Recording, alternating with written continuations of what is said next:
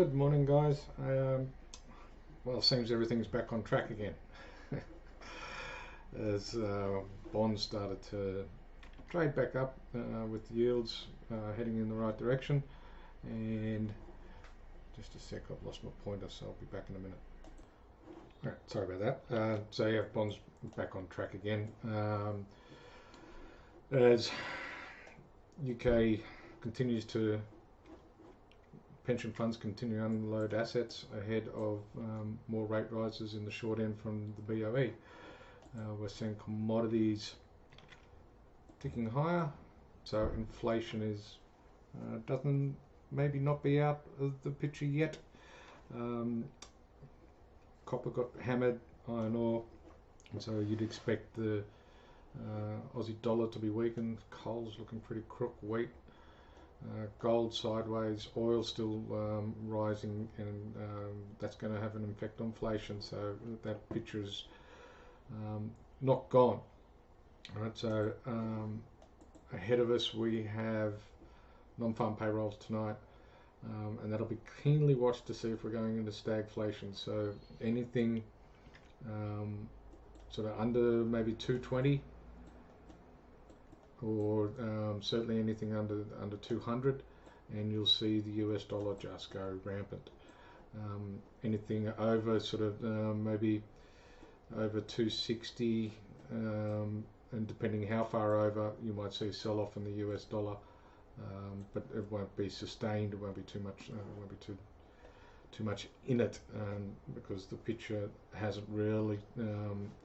Inflation picture hasn't really changed, but if they add like a whole bunch of jobs, that could be seen as a sign that interest rates have peaked.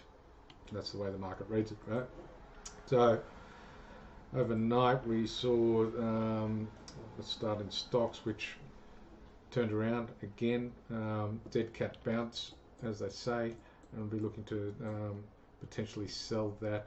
Might be an idea to wait until after the non-farm payrolls, because you don't know what the figure's going to do, and if it's a big figure, a big beat, then stocks will rally, but if it's a big miss, then stocks will fall. I'd like to be short, and might look at shorting something like the Aussie in preparation for that, rather than trading in the US directly. Over in currencies, we're seeing that US dollar rally. We're seeing the pound weaken again as the pension funds unload assets. Euro also off, and we're now looking at another cycle lower. Let's see if we can go and get through that 95 over time. Yen right on that line in the sand, 145, which the BOJ is defending. Yeah, so look at yen pairs.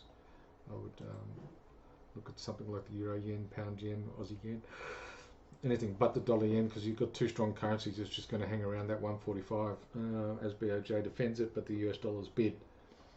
So I'd be looking at selling something like the pound yen, euro yen, maybe even the Aussie yen, as an opportunity of trading a weaker currency against a strong currency. So you're trading either buying US dollars against any of these, or you're buying yen against any of the majors except for US.